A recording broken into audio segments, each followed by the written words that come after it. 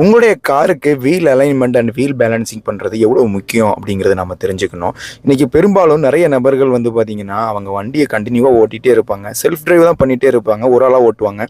ஆனால் வண்டியில் உள்ள டயர்னுடைய கண்டிஷன்ஸை எப்படி பராமரிக்கணும் அப்படிங்கிறது தெரியாமலேயே அவங்க ஓட்டிகிட்டு இருப்பாங்க.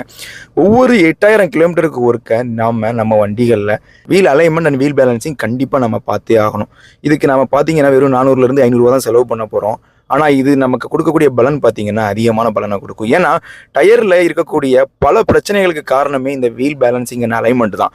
அதே மாதிரி மைலேஜ் ட்ராப் ஆகிறதா இருக்கட்டும், இல்லை அப்படின்னு சொல்லியாச்சுன்னா திடீர்னு ஏதாவது வந்துட்டு இந்த டயரில் வந்து ஒன் சைடாக தேறதா இருக்கட்டும், திடீர்னு நம்ம வந்து ட்ரை பண்ணிட்டு இருக்கும்போது ஒரு 100 கிலோமீட்டர்ஸில் போகும்போது இந்த ஸ்டீரிங்லாம் உதறதா இருக்கட்டும், இல்லாட்டினா ரோட்டில் போய்கிட்டு இருக்கும்போது ஒரு சைடாக அப்படி வண்டி இழுத்துட்டு போகிறதா இருக்கட்டும், இல்லாட்டினா சஸ்பென்ஷனில் வந்துட்டு கொஞ்சம் ப்ராப்ளம் இருக்கிற மாதிரியான ஃபீலாக இருக்கட்டும், இதுக்கு எல்லாத்துக்குமே அடிப்படை காரணமே வந்து இந்த வீல் அலைன்மெண்ட் அண்ட் பேலன்சிங் பார்க்காம இருக்கிறது மட்டும்தான். உங்கள் வண்டியில் நீங்கள் எத்தனாயிரம் கிலோமீட்டருக்கு ஒருக்க வீல் அலைன்மெண்ட் அண்ட் பேலன்சிங் பார்க்குறீங்க அப்படிங்கிறத கமெண்ட்ல ஷேர் பண்ணுங்க.